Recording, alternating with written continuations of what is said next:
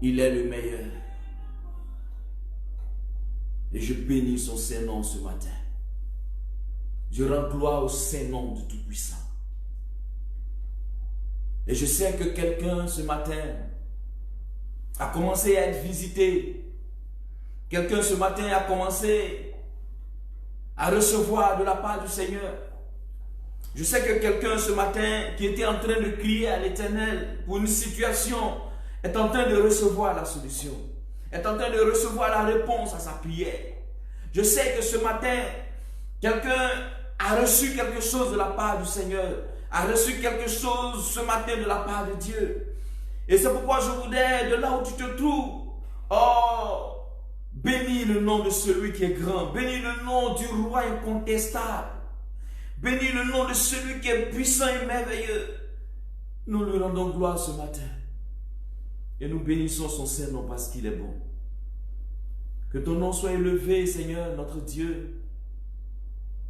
Et merci pour cette occasion, mais merci pour cette opportunité que tu nous donnes encore ce matin de souffler en nous le souffle de vie. Merci parce que, Seigneur, il ne nous a pas été retiré.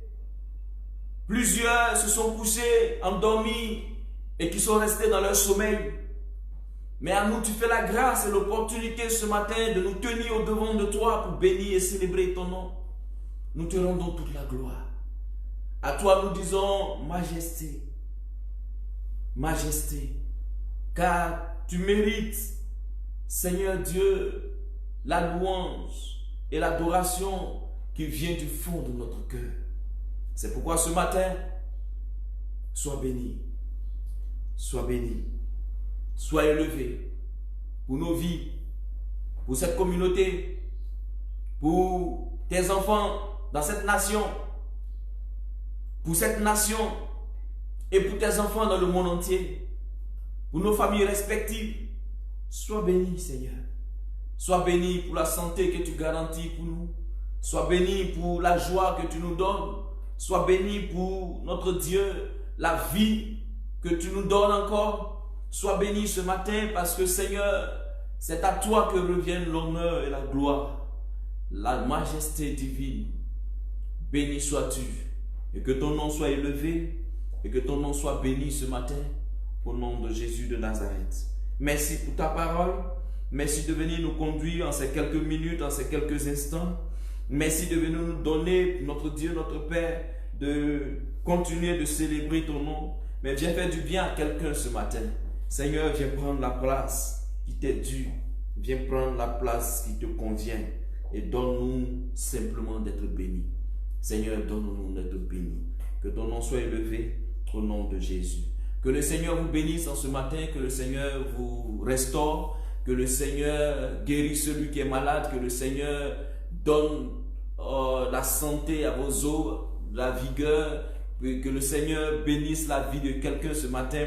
Peu importe le lieu où tu te trouves, peu importe le lieu où tu es, peu importe ce que tu fais, mais parce que tu entends cette voix, parce que tu regardes cette vidéo, parce que même tu écoutes le son de cette vidéo, de ma voix, je veux simplement bénir Dieu pour ta vie, je veux simplement élever le nom du Seigneur pour ta vie, je veux simplement te communiquer quelque chose ce matin, la joie du Seigneur, la paix du Seigneur qui est avec tous. Que le nom de notre Dieu soit béni et que ces instants que nous allons passer en ce moment soient des instants que lui Dieu il honore, que lui Dieu il agrée, que lui Dieu desquels il est satisfait et que son nom soit béni. Amen.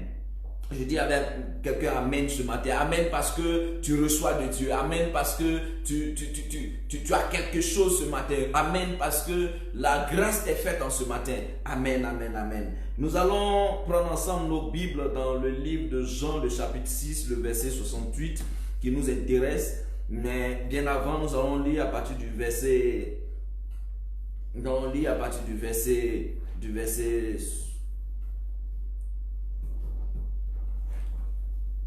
Jean, le chapitre 6.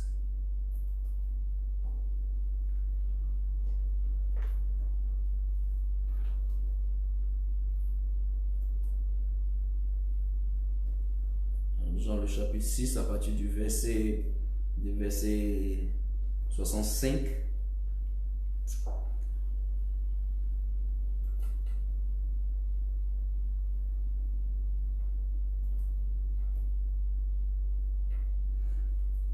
Jean chapitre 6 à partir du verset 65. Il ajouta, je lis la parole de Dieu par sa grâce, il ajouta, voici pourquoi je vous ai dit que personne ne peut venir à moi à moins que cela ne lui soit donné par mon Père. Dès ce moment, beaucoup de ses disciples se retirèrent et arrêtèrent de marcher avec lui. Jésus dit alors aux 12, et vous, ne voulez-vous pas partir? Ne voulez-vous pas aussi vous en aller? Simon-Pierre lui répondit, Seigneur, à qui irions-nous? Tu as les paroles de la vie éternelle. Et nous croyons, et nous savons que tu es le Messie, le Fils du Dieu vivant. Jésus leur répondit, n'est-ce pas moi qui vous ai choisi, vous les 12, et l'un de vous est un diable. Amen. Il parlait de Judas Iscariote, fils de Simon, car c'était lui qui allait le trahir, lui, l'un des 12. Amen. Voici une parole, une parole qui est donnée dans le livre de Jean. On peut le trouver dans Matthieu, on peut le trouver dans Luc. Et la Bible dit que Jésus était avec ses disciples, Jésus était avec la multitude, il était avec la foule. Bien auparavant, la Bible déclare que Jésus va se trouver dans une contrée, et la Bible dit qu'il va essayer, pas fuir, mais il va refuser d'aller dans sa ville natale, il va refuser d'aller en Galilée, parce qu'il savait que les anciens, les scribes, les pharisiens l'attendaient là-bas pour le faire mourir. Et la Bible dit qu'il va rester avec ses disciples, il va rester à Capernaum, ils vont faire un séjour à Capernaum. Et la Bible déclare qu'ils vont aller dans un lieu comme toujours, comme il aimait bien le faire avec ses disciples, avec ceux qui le suivaient, afin de leur apporter la parole de Dieu, afin de les enseigner. Et la Bible déclare qu'ils vont se trouver ce jour-là face à une multitude, et ils vont pas sentir le temps passer, ils vont pas voir que le temps était en train de partir. Et l'un de ses disciples va s'approcher de lui pour lui dire, il n'y a pas de nourriture. Quoi allons-nous faire? Comment allons-nous nourrir cette multitude de personnes? Et la Bible dit que Barthélemy va dire à Jésus, il y a un jeune homme qui est ici, qui a 5 pains et 2 poissons. Et la Bible déclare que Jésus va demander à ce qu'on récupère ce que le petit a amené. Certainement, c'était la provision de cet enfant. Certainement, c'était ce que cet enfant avait prévu, parce qu'il se dit que là où il est en train de partir, il ne sait pas comment ça va se passer. Il ne sait pas comment les choses vont se dérouler, mais il va apporter ça parce que certainement que la nuit va tomber, il va avoir faim, il va pouvoir manger quelque chose. Et la Bible dit que Jésus va demander à ce qu'on lui apporte les pains et les poissons. Et la Bible déclare que Jésus va multiplier ses pains et ses poissons. Il va multiplier cela et le peuple va manger. Ils étaient en nombre 5000 hommes. Or, nous savons que dans nos églises, nous savons que dans la société, là où il y a 5000 hommes, c'est qu'il y a au moins 10 000 femmes, il y a au moins 2500 enfants. Et nous savons que les femmes sont toujours nombreuses que les hommes dans ce genre de situation, dans ce genre de rencontre. Et c'est pourquoi Jésus, on ne va pas dénombrer les femmes, on ne va pas dénombrer les enfants, mais le nom simplement qu'on trouve des hommes était impressionnant. Jésus était face à 5000 hommes. Je dis bien 5000 hommes. Et 5000 hommes, multiplie cela parce que tu veux, pour trouver le nombre des femmes, pour trouver le nombre des enfants qui s'y trouvaient. Parce que même celui qui a fourni le pain et le poisson, c'était un enfant. Mais il n'a pas été compté parmi ces personnes-là. Et la Bible dit que Jésus va multiplier cela. Ils vont manger, ils seront rassasiés. Et pour ne pas faire du gâchis, comme certaines personnes aiment le faire, il va dire, récupérer tout ce qui est à terre, récupérer tout ce qu'ils n'ont pas mangé, récupérer tout ce qu'il y a pour qu'on n'en gaspille pas. Et la Bible déclare que des 5 pains et des 2 poissons qui ont été multipliés. 5000 hommes, sans compter les femmes et les enfants, ont mangé et il en est resté encore 12 paniers. Amen. Amen. Et la Bible déclare que Jésus va continuer dans ses enseignements, mais il va toucher un point qui ne va pas satisfaire, qui ne va pas plaire aux gens. Et la Bible déclare que ces personnes-là, certains de ses disciples vont partir. Certains de ses disciples certaines personnes qui le suivaient vont s'en aller. Ils vont dire non, nous on ne peut pas suivre cet homme-là parce que si certaines personnes certainement étaient venues à cause de la nourriture. Quand ils ont fini de manger, ils se sont retournés. Beaucoup de personnes savaient que quand Jésus se retrouvait avec ses disciples, avec la foule, forcément il y avait de la nourriture. Beaucoup de personnes savaient cela. Beaucoup de personnes savaient que nous, on ne vient pas parce qu'on a envie d'écouter ce qu'il a dit, mais on veut voir dans ce qu'il dit quelque chose pour le compromettre. Il y avait certaines personnes qui venaient parce qu'ils se sont dit que s'ils viennent, ils vont voir ce qu'il est en train de faire et certainement ils vont aller copier. Toutes ces personnes-là étaient dans, dans ce groupe de personnes qui le suivaient. Plusieurs personnes le suivaient parce qu'ils avaient un intérêt quelque part. Quelqu'un était avec lui parce qu'il savait que une situation était en train de mal se passer dans sa vie. Donc il avait besoin certainement d'un réconfort. Il avait besoin de quelqu'un. Il avait besoin qu'on lui parle, qu'on lui dise quelque chose. Il est venu, quand il a eu sa part, il s'est retourné. Et ces personnes vont se retourner. Le dénombrement de 5000 hommes qui a été fait, la Bible déclare que ces personnes vont se retourner et Jésus va se retrouver seul avec ses disciples. Seul avec ses disciples. C'est-à-dire les 12 qu'il a choisis, il va se retrouver avec eux. Mais où sont passés les autres? Pourquoi sont-ils partis? Jésus va leur dire, il va leur poser la question.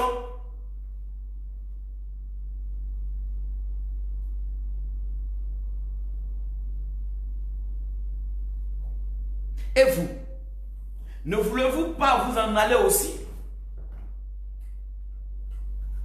Ne voulez-vous pas vous en aller? Les autres sont partis. Vos frères et vos soeurs sont partis. Vos parents certainement étaient avec nous, ils sont partis. Et vous, ne voulez-vous pas partir? Et Pierre va prendre la parole. Pierre va dire une chose très importante. Il va dire, Seigneur, à qui irions-nous? À qui irions-nous? Tu as les paroles de la vie éternelle. Alléluia. Alléluia. Il dit, à qui irions-nous? Tu as les paroles de la vie éternelle. À qui irions-nous? Je voudrais m'attarder ce matin sur cette question que Jésus, que la réponse que Pierre va donner à Jésus après sa question, de savoir, vous, ne voulez-vous pas aussi partir? Pierre va lui dire, à qui irions-nous? À qui irions-nous, Seigneur? Vers qui veux-tu que nous partions? Vers qui veux-tu que nous nous tournons? Qui est comme toi, Seigneur? Qui est semblable à toi, Seigneur? Qui peut faire ce que tu fais, Seigneur? Cette question regroupe plusieurs interrogations. Cette question de Pierre regroupe plusieurs, mais renferme plusieurs interrogations. Il dit, Seigneur, à qui irions-nous? Plusieurs personnes se posent la question aujourd'hui, mais où suis-je? Qu'est-ce qui m'arrive? Qu'est-ce que je suis en train de faire? Oh, qu'est-ce que je deviens? C'est une question semblable que Pierre a posée à Jésus. Il dit, à qui irions-nous, Seigneur? À qui veux-tu que nous allions? Nous avons laissé tout pour te suivre. Nous avons tout abandonné pour venir à toi. Tu nous as enlevés de là où nous étions pour venir. À qui veux-tu encore que nous allions? Où veux-tu que nous allions, Seigneur?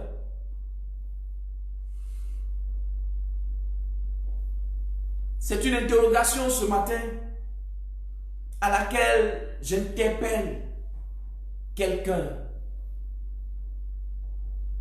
Peu importe la situation dans laquelle tu es, peu importe ce que tu vis aujourd'hui, peu importe ce que tu as, peu importe ce que ta famille peut représenter, peu importe ce que tu vis, peu importe ce que tu peux ressentir, à qui es-tu allé? À qui as-tu posé la question de savoir pourquoi je vis cette situation? Plusieurs personnes se sont tournées vers d'autres personnes, espérant avoir la solution à leurs problèmes. Plusieurs personnes se sont retournées vers leurs parents. Beaucoup de personnes ayant abandonné une vie se sont retournées à cette vie parce qu'ils ont pensé que là où ils étaient, ils ne pouvaient pas avoir la solution. Jésus leur a posé la question, vous, ne voulez-vous pas partir comme les autres?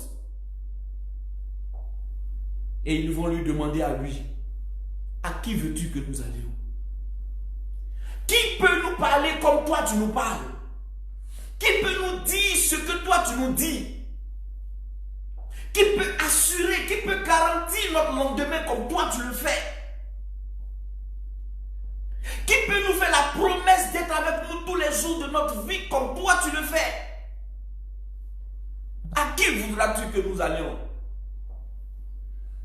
C'est une question que plusieurs personnes ne se posent pas. C'est une question qu'on n'a pas pris l'habitude de poser à Dieu. Pour lui dire, Seigneur, je vis telle situation, qu'est-ce que tu dis? Seigneur, je suis en train de marcher de telle ou de telle manière. Seigneur, regarde ma situation, qu'est-ce que tu dis? Est-ce que nous interrogeons Dieu par rapport à notre vie? Est-ce que nous prenons la peine d'interroger Dieu par rapport à ce que nous traversons? Il y a certes des questions auxquelles le Seigneur ne prend pas le temps de répondre. Mais il donne le temps au temps de te répondre. Tu demanderas certainement, il ne te répondra pas instantanément. Mais le temps, il va donner au temps de répondre. C'est pourquoi les hommes peuvent dire, le temps est un autre nom de Dieu. À qui irions-nous?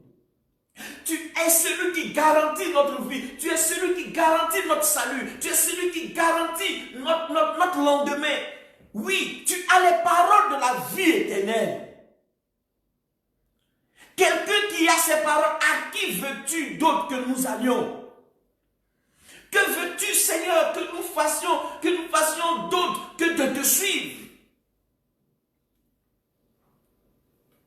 Quelle est la situation que tu vis? Qu'est-ce que tu traverses? Qu'est-ce que tu es en train d'endurer aujourd'hui? Mais est-ce que dans toutes ces situations, tu as pris la peine de poser la question à Dieu? Pourquoi, Seigneur? Pourquoi, Seigneur? Oui, tes pleurs ne peuvent rien faire.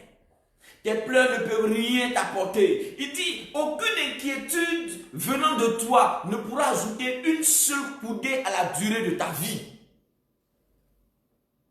Tu pleures, oui, parce que tu as mal. Mais quand tu finis de pleurer, essuie tes larmes et ressaisis-toi et pose-lui la question. Seigneur, pourquoi cette situation? La Bible dit qu'il n'a pas les oreilles trop dures pour nous entendre, ni un bras aussi court pour nous sauver de la situation. Mais c'est nous-mêmes. C'est nous-mêmes. De par nos comportements, de par notre manière de faire, de par ce que nous faisons, c'est ce qui fait que Dieu ne peut pas nous écouter. Ce matin, je voudrais que tu t'interroges, que tu interroges Dieu sur ta vie, que tu interroges Dieu sur ta situation, que tu interroges Dieu sur ce que tu es. Pourquoi à ce moment précis de ta vie, telle situation t'arrive? Pourquoi à tel moment de ta vie, une telle épreuve peut surgir dans ta vie? Pourquoi? Dieu seul a la réponse. Le Seigneur seul pourra te répondre.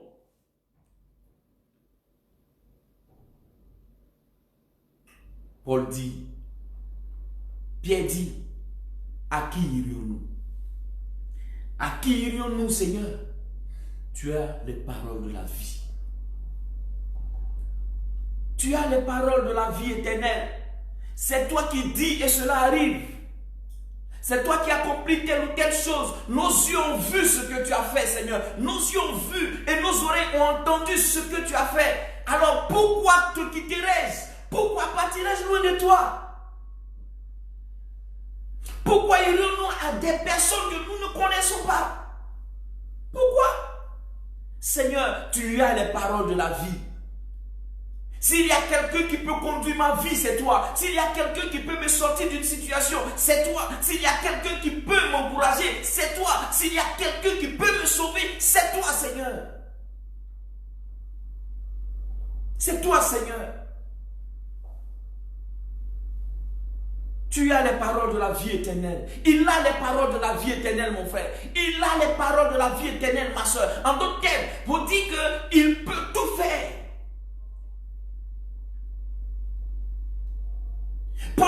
Pierre va lui poser plus tard, il va lui poser encore une question pour lui dire, Seigneur, c'est vrai, nous avons tout laissé pour te suivre. Nous avons laissé la pêche, nous avons laissé les impôts, nous avons laissé nos familles, nous avons laissé tout pour te suivre. Qu'est-ce que tu nous promets en retour? Qu'est-ce que nous gagnons pour avoir tout laissé pour te suivre? Les autres sont venus, ils sont partis. Les autres sont venus, ils ont mangé, ils sont partis, ils s'étaient rassasiés. Beaucoup sont venus parce qu'ils avaient besoin de nourriture. Beaucoup sont venus parce qu'ils étaient dans la faim. Beaucoup t'ont suivi parce que, Seigneur, tu sais que les miracles faisaient des spectacles. Ils sont venus pour ça. Ils ont vu, ils sont partis. Mais nous sommes restés fidèles à toi. Qu'est-ce que nous gagnons? Oui, tu as les paroles de la vie éternelle. Il suffit de dire quelque chose pour que cela se réalise. Jésus va lui répondre pour lui dire, Pierre, je suis sûr que Jésus était, quand Pierre posait la question, Jésus était tellement attentif qu'en retour, il lui a fait un beau sourire. Pour lui dire, Pierre, ne t'inquiète pas, car personne ne laissera sa famille, sa maison, son travail. Personne ne laissera ce qui lui est cher pour me suivre, sans qu'il n'ait reçu au centuple, d'abord sur cette terre et ensuite dans les lieux célestes. Alléluia! Alléluia! Il dit, personne ne me suivra pour être malheureux sur la terre et être malheureux au ciel. Non! Tu ne peux pas suivre le Seigneur pour être malheureux sur la terre. Tu ne peux pas suivre le Seigneur pour vivre tous les jours, les 365 jours dans les épreuves. Dieu peut te prouver. Le Seigneur peut te prouver, mais la Bible dit qu'il nous éprouve pour un temps. Il nous éprouve pour un temps. Frère, quand l'épreuve vient dans ta vie, c'est la composition pour que tu passes en classe supérieure. Oui, ce sont les devoirs pour que tu passes en classe supérieure.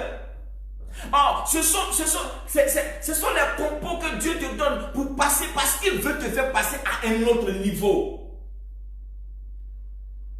Quand Dieu veut faire passer quelqu'un à un autre niveau, il lui donne de vivre certaines situations qui ont trait à ce qu'il va rencontrer demain. Frère, Dieu nous donne des épreuves pour pouvoir nous donner, pour pouvoir nous instruire et pour pouvoir nous donner d'instruire les autres.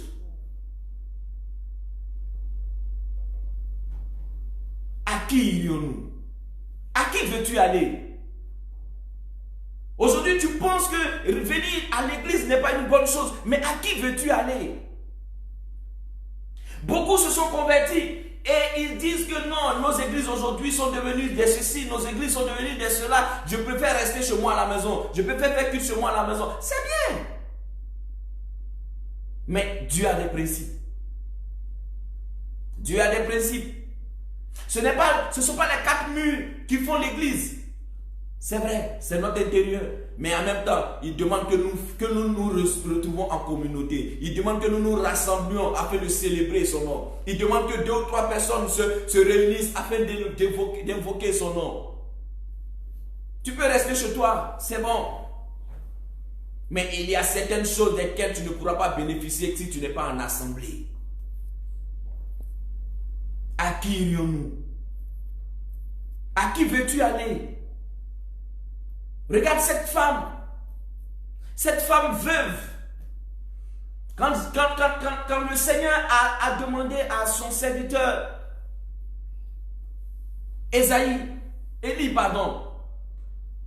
d'aller vers cette veuve de Sarepta.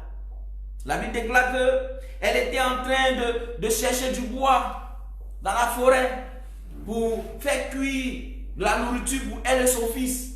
Mais la Bible dit que le Seigneur va dire à Élie, va à Sarepta, car j'ai ordonné à une veuve de te nourrir. Il dit, j'ai ordonné à une veuve de te nourrir. La Bible déclare que Élie va partir. Il va trouver cette veuve et il va lui dire, donne-moi de l'eau à boire. Elle lui donne de l'eau. Il dit, donne-moi, va, prépare-moi quelque chose pour que je mange. Cette femme-là va lui dire, oh mon serviteur de l'Éternel, que ton âme vive et que ton Dieu soit vivant. Je n'ai chez moi qu'une seule petite poignée de farine et un peu d'huile qui reste dans un flacon.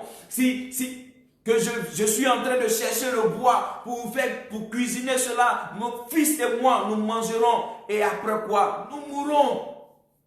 Parce que la famine est en train de sévir. Ah, c'est toi-même qui as prophétisé qu'il n'y aura plus de pluie sur cette terre pendant 3 ans et demi. Donc tu sais ce qui se passe. Élie va dire à cette femme, va, fais comme tu as dit, mais donne-moi d'abord à manger. Et ton fils et toi, vous mangerez après.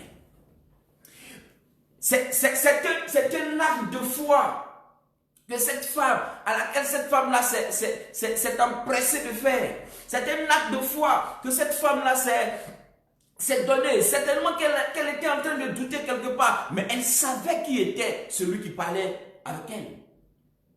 Elle savait qui il était.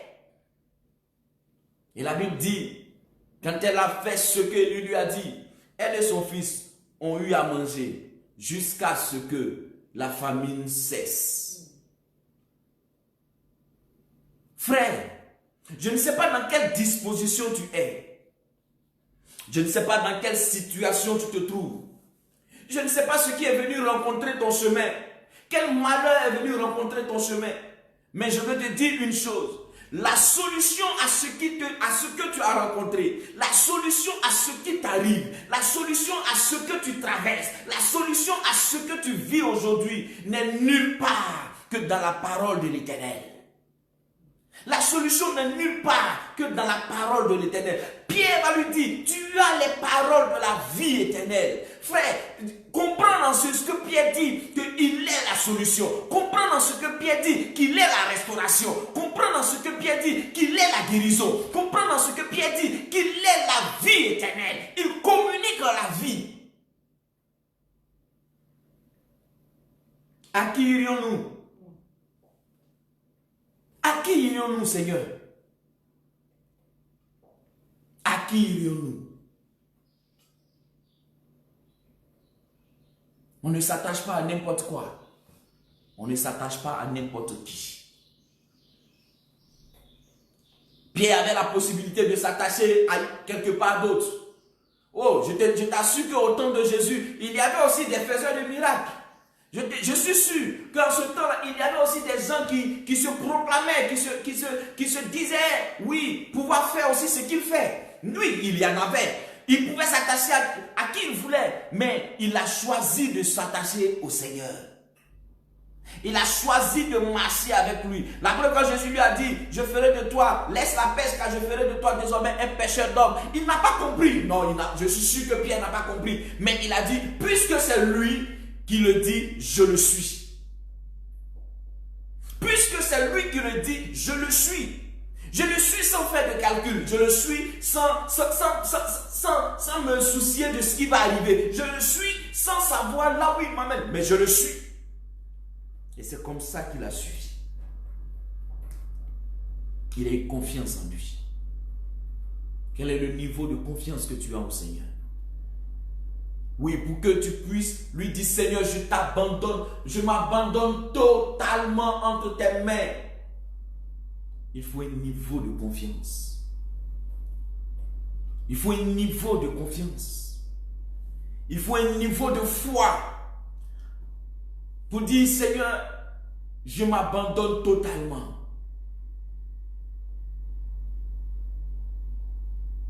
Je m'abandonne totalement. Fais de moi ce que tu veux. Fais de moi ce que tu veux. Pierre a compris la valeur de celui avec qui il marchait. Pierre a compris que celui avec qui il marchait n'était pas n'importe qui. Quelle est la valeur que tu donnes à celui avec qui tu marches? Quelle est la valeur que tu donnes au Seigneur? Quelle est la valeur que tu donnes à ton Dieu? Quelle est la valeur que tu donnes à celui avec qui tu marches? Il faut avoir assez confiance en lui pour lui dire: à qui irai-je sans toi? Où partirai-je sans toi? David pouvait dire: où irai-je loin de toi, Seigneur? Quand je suis ici, tu es là. Je suis là, tu es là. Je suis ici, tu es là. Partout où je suis, tu y es. À qui irai-je? Où irai-je sans toi? Où veux-tu aller sans le Seigneur? Qu'il soit le principal conducteur de ta vie, et ta vie sera heureuse. Tu avais pensé que tu pouvais conduire ta vie toi-même. Tu avais pensé que tu pouvais tout diriger toi-même. Tu avais pensé que tu pouvais, oui, mettre Dieu à la seconde place. Tu avais pensé que tu pouvais mettre Dieu à la place que les hommes, que les autres lui donnent. Tu as pensé que tu pouvais mettre Dieu quelque part. Mais je veux te dire ce matin, mets-le au centre de ta vie. Mets-le au centre de tes préoccupations. Mets-le au centre de ce que tu es. Mets-le au centre de toute activité que tu as. Mets-le au centre de tout ce que tu peux être, que tu peux avoir. Mets-le au centre de là où tu te trouves. Mets-le au centre de tout dans ta vie. Et alors, tu verras que ta vie prendra un autre tournant. Tu verras que ta vie prendra une ascendance. Tu verras que ta vie connaîtra quelque chose, un bouleversement positif. Tu verras que ta vie connaîtra quelque chose de merveilleux. Alléluia.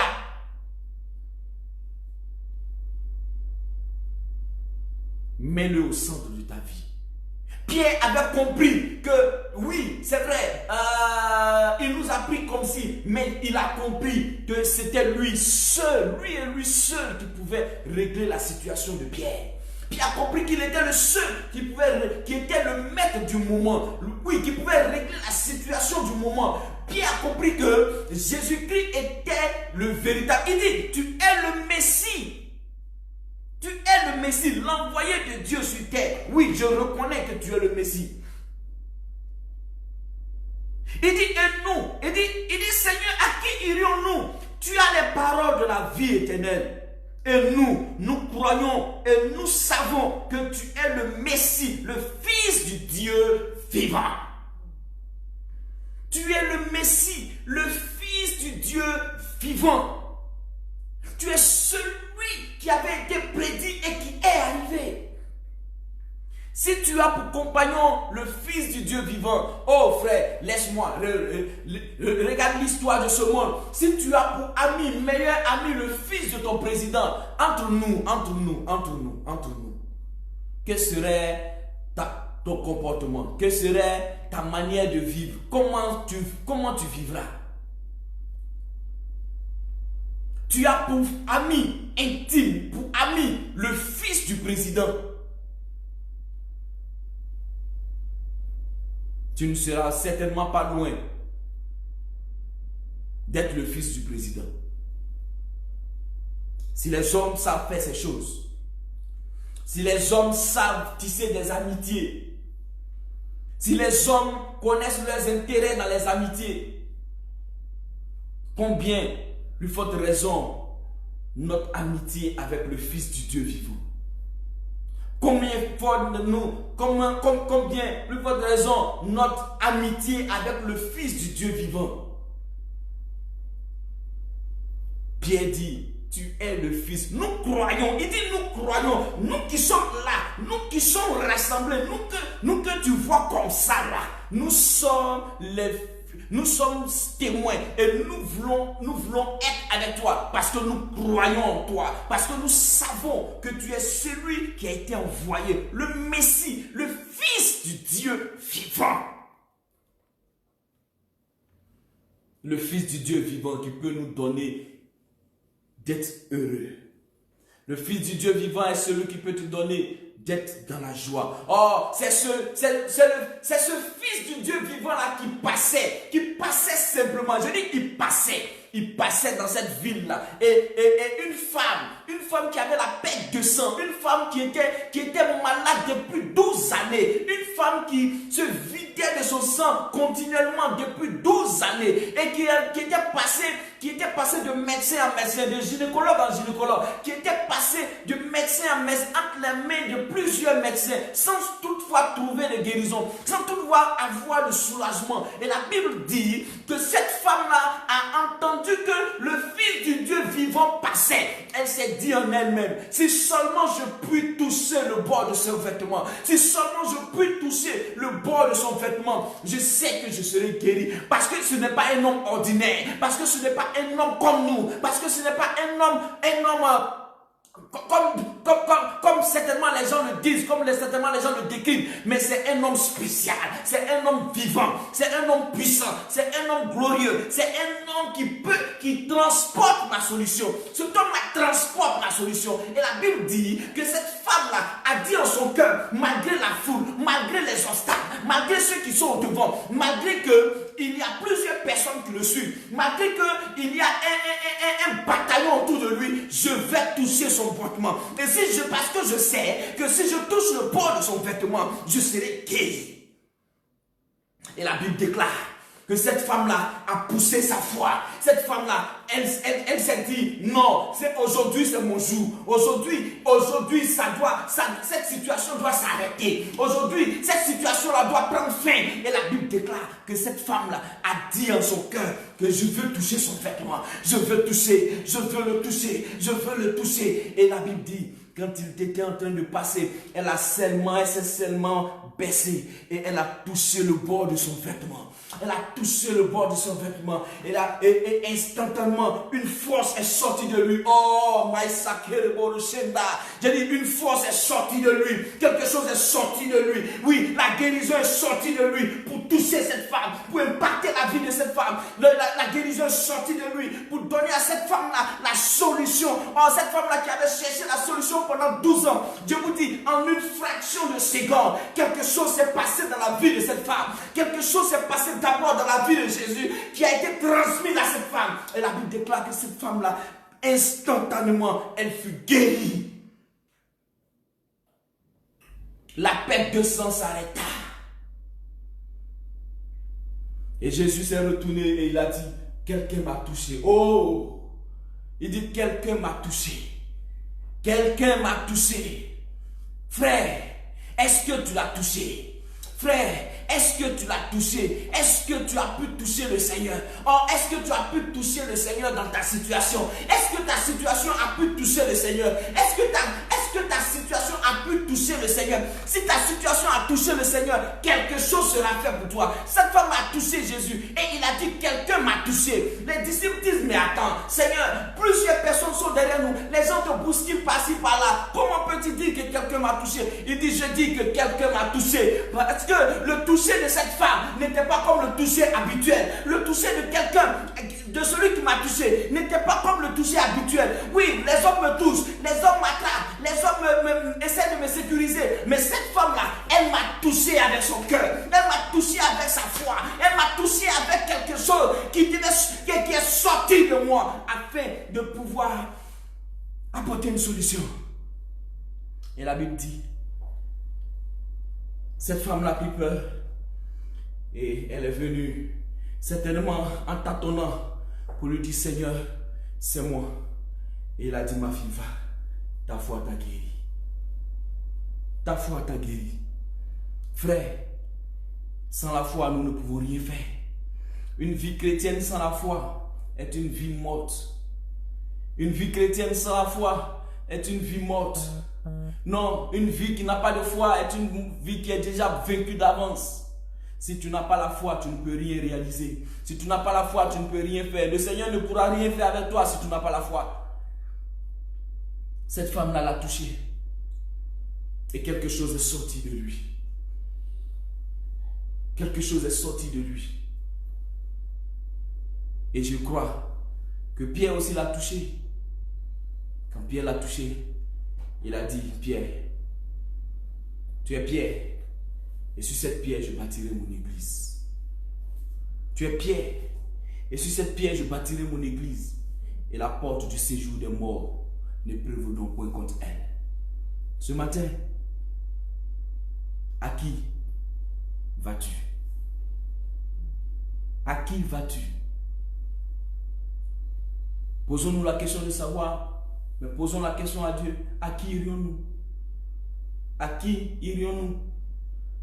Seigneur, qu'est-ce qui se passe? Seigneur, qu'est-ce qu'il y a? Pourquoi cette situation? Pourquoi le monde est en train de croupir sous cette situation, sous ce fléau? Il a la réponse.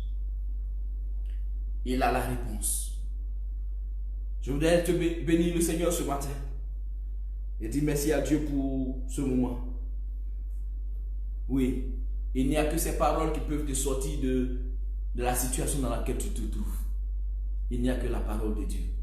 Si tu entends Dieu, si tu écoutes Dieu, si tu interroges Dieu, si tu poses la question à Dieu de savoir pourquoi, si tu poses la question à Dieu de savoir comment, si tu poses la question à Dieu de savoir, Seigneur, que ferais-je? Dieu te dira. Beaucoup aujourd'hui tâtonnent, beaucoup aujourd'hui sont malades, beaucoup aujourd'hui vivent une vie comme ils veulent, beaucoup aujourd'hui marchent comme ils veulent. Parce que simplement, ils ne prennent pas la peine de poser la question, mais la bonne question à Dieu pour savoir, Seigneur, qu'est-ce que je fais? Seigneur, que dois-je faire? Nous avons souvent peur de poser la question à Dieu parce que nous avons nous-mêmes nos solutions. Nous avons nous-mêmes nos réponses. Parce que nous ne voulons pas que la réponse de Dieu soit contraire à la nôtre, nous avons peur de lui poser la question. Mais frère, si tu ne lui poses pas la question, tu vas buter le mur et tu vas revenir et tu auras perdu des années, tu auras perdu du temps, tu auras perdu beaucoup de choses. Beaucoup de grâces seront passées à côté, beaucoup de faveurs te seront passées à côté, beaucoup de choses ne seront pas dans ta vie. Alors si tu poses la bonne question à Dieu au bon moment et que Dieu te répond et que tu fais ce que Dieu veut que tu fasses, tu seras dans le temps. Que Dieu te bénisse ce matin et que Dieu te donne d'être là où il faut avec lui. Pose-lui la bonne question et cette question-là te donnera d'être sauvé. Cette question-là te donnera d'être là où il faut être. Et si tu es là où il faut que tu sois, frère, je te dis que tu auras gagné. Que Dieu te bénisse et que la gloire de Dieu soit manifestée dans ta vie. Je veux inviter quelqu'un ce matin qui ne connaît pas le Seigneur. Je veux t'inviter. Pendant que nous affichons nos numéros, nous voulons inviter quelqu'un à pouvoir faire la paix avec Dieu. Fais la paix avec Dieu. Fais la paix avec Dieu ce matin. Fais la paix avec Dieu va te donner de pouvoir véritablement être dans son plan. Fais la paix avec Dieu te donnera de pouvoir vivre pour lui. Fais la paix avec Dieu te donnera de pouvoir rester avec lui. Ce matin, que le Seigneur te bénisse. Que le Seigneur te bénisse et que le Seigneur te donne d'être celui ou celle qui accepte de marcher pour lui. Que Dieu te bénisse et que le Seigneur soit avec toi. Amen. Sois béni